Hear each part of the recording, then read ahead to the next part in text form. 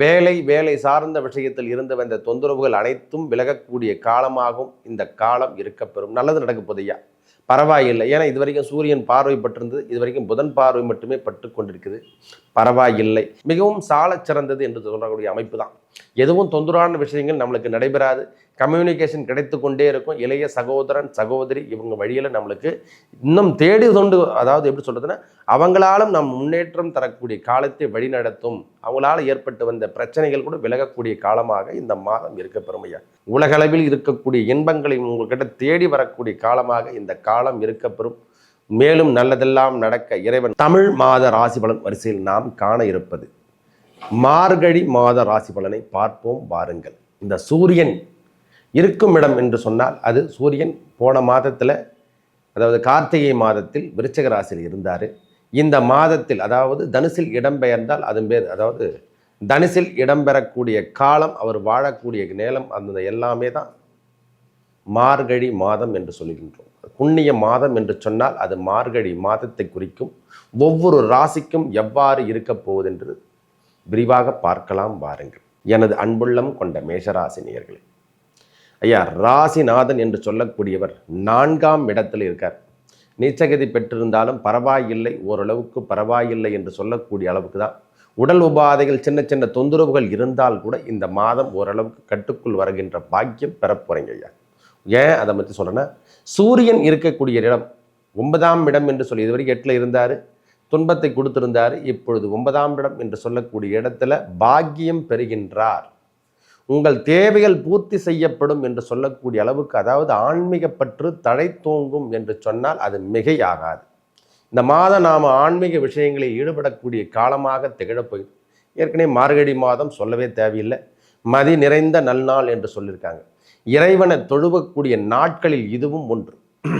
இந்த பனிகாலமாக இருந்தாலும் சரி, மழைக்காலமாக இருந்தாலும் சரி, இறைவனை காலையில் 4 மணி முதல் 6, அதாவது 6 மணிக்குள்ள இறைவனை தரிசிக்கணும் குளிச்சுட்டு. இந்த மாதமே அதுக்காக தான். இறைவன் திருப்பாவை என்று சொல்ல திருவெண்பாவையும் திருப்பாவையும் பாடி வர இறைவனை நமோ நாராயணா என்று சொன்னாலும் சரி, நமச்சிவாயா என்று சொன்னாலும் ரெண்டும் ஒன்று தான். நாம தான் எடுத்து பிரிச்சுக்கிறோம்.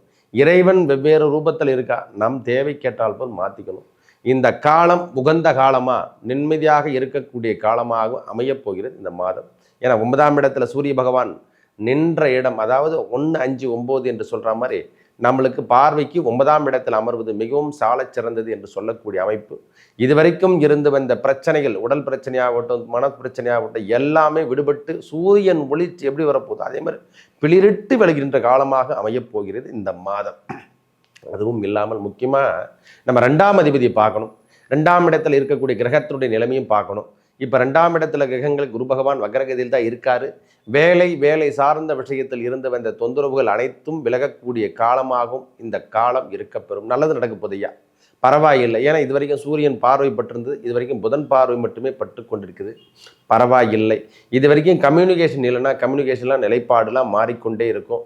நாம் வீட்டில் சுப நிகழ்ச்சிகள் நடந்து கொண்டே இருக்கும் ஐயா. தொடர்ச்சியாக நம்ம சுப நிகழ்ச்சிகள் நடக்கிறதுக்கான பொசிஷன் தான் இந்த நேரம். ஏன்னா 9ஆம் இடத்துல சூரியன் வந்துட்டாவே இந்த மாதம் முழுவதும் சுப நிகழ்ச்சிகளில் நாம் கலந்து கொள்ளக்கூடிய காலமாகவும் இந்த காலம் இருக்க பெருமையா. நல்ல முன்னேற்றம் காணலாம். பயப்படணும் அவசியமே இல்லை. எனக்கு தெரிஞ்ச வரைக்கும் இந்த மாதம் தவறான விஷயங்கள் நம் வாழ்வில் நடைபெறாது என்பதுக்கு முதல் உதாரணம். வேலை சார்ந்த விஷயத்தில் இருந்து வந்த தொந்தரவுகள் முதல்ல விலகும் சாமி. வேலை வாய்ப்புகள் தேடி வரும். சொந்தமாக நம்ம வேலை செஞ்சுட்டு இருக்கோன்னா அந்த இடத்துல நல்ல விதமான அமைப்புகள் நம்மளுக்கு தேடி வரக்கூடிய காலம்தான். லாபம் தொழிக்கும் என்று சொல்லக்கூடிய அளவுக்கு சுக்கிர பகவான் அமர்ந்திருப்பது பெரிய யோகம் என்று கூட சொல்லுவேன். அவர் 8ஆம் இடத்தில் அமர்ந்திருந்தாலும் மார்கழி 15 வரைக்கும் தான் அவர் இருக்க போறார். அதுக்கப்புறம் 9ஆம் இடம் சனியோடு சேர்ந்து சேர்க்கப்பட போறார். சனி சுக்கிரன் சேர்க்கை பெறுவது என்பது லாபகரமான அமைப்பு என்று ஒன்று. ஒரு மனுஷன் சனி சுக்கிரனும் சேர்க்கை பெற்றாலே அபகரிந்த செல்வங்கள் நம்ம கிட்ட வந்து சேரும் என்று தான் சொல்லியிருக்காங்க ஐயா. பரவாயில்லை, முன்னேற்றம் காணலாம். இதுவரைக்கும் உடல் உபாதைகள் எதனா இருந்திருந்தால் அந்த உடல் உபாதையில சற்று கவனத்தை எடுத்துக்கங்க. ஏன்னா அந்த சளி தொல்லாம் தந்திரமா இருக்கும். மழைக்காலம் என்பதாலையும் சரி, பனிக்காலம் என்பதாலையும் சரி, இருந்தாலும் அந்த தொந்தரவுகள் விலகக்கூடிய காலமாகவும் இந்த காலம் இருக்கப்பெறுது. புதனும் 18 தேதிக்கு அப்புறம் மார்கழி 18 தேதி இடம்பெயர்ந்து அவரும் தனுசு ராசியில் அமர்வதாலும் யோகம் தரக்கூடிய அமைப்பை, கம்யூனிகேஷன் அனைத்துமே உங்களுக்கு எல்லாமே செல்லுபடி ஆக போகுது.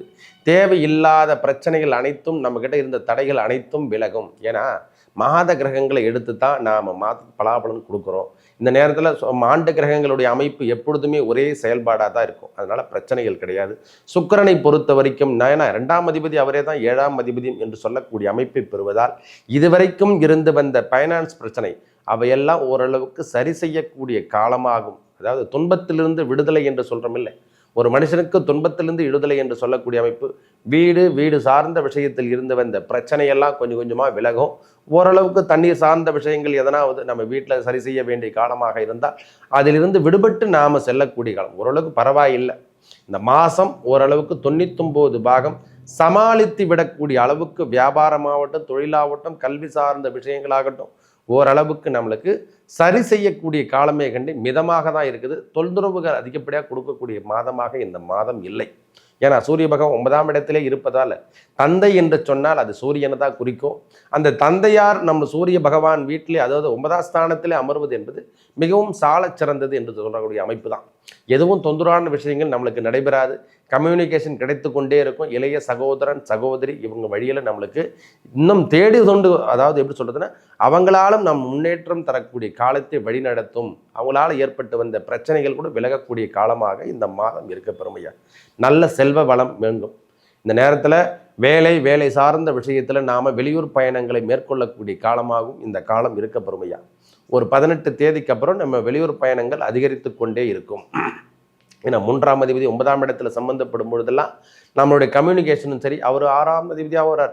அது வேற, புதன் பகவான் 6ஆம் அதிபதியாக வர்றதால வெளியூர் பயணங்கள் ஒரு 18 தேதிக்கு அப்புறம் வெளியூர் பயணங்கள், அதாவது தூரதேச பயணங்கள் என்று சொல்லக்கூடிய அமைப்பை நாம் பெறப்போகிறோம். நல்ல முன்னேற்றத்தை காணலாம். இதுவரைக்கும் இருந்து வந்த தொந்தரவான விஷயங்கள் எதனா, கடன் பிரச்சனை, நோய் பிரச்சனை, வேலை இல்லாத பிரச்சனைகள் எதனா இருந்தால் அதிலிருந்து விடுபட்டு நீங்கள் வெளிவரக்கூடிய காலமாக இந்த காலம் இருக்கப்பெறும். நல்லா இருக்குதுயா. இந்த மாதம் ஓரளவுக்கு பரவாயில்லை. 70 பாகம் என்று சொல்லக்கூடிய அளவுக்கு நம்மளுக்கு இந்த கோச்சார ரீதியாகவே கிரகங்கள் கொடுக்கின்ற பலாபலங்கள் மிகை என்று சொல்லக்கூடிய அமைப்பு. பிள்ளைகள் வழி வந்த பிரச்சனைகள் விலகும். இந்த கொடுக்கல் வாங்கல்ல இருந்து வந்த அதாவது கொடுத்துட்டையா ரூபாய் வாங்க முடியலன்னா இந்த மாதம் அதெல்லாம் கேட்டால் கிடைக்கின்ற பாக்கியம் பெறப்போகிறோம். தவறான விஷயங்கள் நம்மளை இனிமேல் தொந்தரவு செய்யக்கூடிய அமைப்புகள் இல்லை. தவறான விஷயங்களும் நம்மக்கிட்ட வந்து சேர்றதுக்கான அமைப்பும் இந்த நேரத்தில் இல்லை. உடல் நலத்தில் சற்று அக்கறை எடுத்துக்கோங்க. இந்த ஹாஸ்பிட்டல் விவகாரம், போக்குவரத்து விவகாரம், தாயார் உடல் நலத்திலையும், அதாவது தாயார் உடல் நலத்தில் சற்று அக்கறை எடுத்துக்கணும். தாயார் வழி சொந்தங்களையும் அக்கறை எடுத்துக்கக்கூடிய காலமாக இந்த காலம் இருக்க பெறப்போகிறது. இந்த மாதம் பரவாயில்லை. ஓரளவுக்கு வருமானம் தரக்கூடிய மாதமாகவும் நல்ல செல்வங்கள் நம்ம வீட்டில் சேரக்கூடிய மாதமாகவும் இருக்க பெறப்போகுது. நல்ல முன்னேற்றம் காண போகிறோம் சாமி. இந்த மாதத்தில் நல்ல முன்னேற்றங்கள் நம்ம வீடு தேடி வரக்கின்ற பாக்கியம் பெற போகிறோம். ஆன்மீகம் தழைத்தோங்கக்கூடிய மாதமாக உங்களுக்கு இருக்க போதுங்க. ஏன்னா அதான் முக்கியமான விஷயமே. எதிர்தோ இல்லையோ ஆன்மீகம் தழைத்தோங்க வேண்டிய காலமாக இந்த காலம் இருக்குது. ஐயா, இந்துவாகட்டும், கிறிஸ்டினாகட்டும், முஸ்லீம் ஆகட்டும், இந்த நேரத்தில் இறை வழிபாடு ஒன்று தான் மனிதனை மேன்மை அடைய செய்யும். எதுவாக இருக்கட்டும், நவ கிரகங்கள் கொடுக்கின்ற பலாபலங்களாக இருக்கட்டும், இறை வழிபாடு ஒன்று தான் மனிதனை மேன்மையடை செய்யும். நல்ல ப்ரோக்ராம் நம்மக்கிட்ட வந்து சேரப்போகுது. வேலை அமைப்புகள் தேடி வரப்போகுது. செல்வங்கள் சேரப்போகுது. இந்த மாதம் கல்வி சார்ந்த விஷயத்தில் இருந்த இந்த தடையான விஷயங்கள் இந்த மாதத்தில் எல்லாமே உடைச்சி வெளியே வர போகிறீங்க. நல்ல முன்னேற்றம், கம்யூனிகேஷன், வெளியூர் தொடர்புலாம் நம்மளுக்கு இந்த மாதம் நல்ல விதமாக இருக்குதுயா.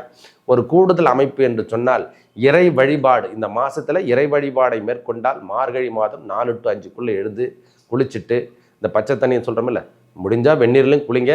இந்த நேரத்தில் இறைவன் சிவபெருமானையும் அந்த நமோ நாராயணா, முருகப்பெருமானாகட்டும், விநாயகப் பெருமான், யாருன்னா ஒரு தெய்வத்தை இந்த மாதம் முழுவதும் எடுத்து கொண்டாலே உங்களுக்கு தை மாதம் பிறக்கின்ற போது வழி பிறக்கும் என்று ஏன் சொன்னாங்க? அதே தை பிறந்தால் வழி பிறக்குன்னா மார்கழியில் நாம் இருக்கின்ற கடும் தவந்தா தை மாதம் நம்மளுக்கு இறைவன் கை மேலே பலன் கொடுப்பார். வேற எதுவுமே கிடையாது. தை பிறந்தால் வழி பிறக்கும் என்று சொன்னாங்க. எதுக்காக சொன்னாங்கன்னா, இறைவனை நாம் துதித்து வரக்கூடிய இந்த 29 நாட்கள் மார்கழி மாதத்தில் இறை வழிபாடு, காலையில் எழுந்த திருவாசகமும் தேவாரத்தையும் பாடுகின்ற காலத்தில் இறை வழிபாடு உங்களுடைய வாழ்க்கை தரத்தை உயர்த்தி இறைவனை மேம்படுத்தி செல்வான். உலகளவில் இருக்கக்கூடிய இன்பங்களை உங்கள்கிட்ட தேடி வரக்கூடிய காலமாக இந்த காலம் இருக்கப்பெறும். மேலும் நல்லதெல்லாம் நடக்க இறைவன் முருகப்பெருமானை வணங்கி வர உங்கள் வாழ்வில் ஏற்பட்ட துன்பங்கள் விலகி அனைத்தும் நல்லதே நடக்கும். நன்றி, வணக்கம்.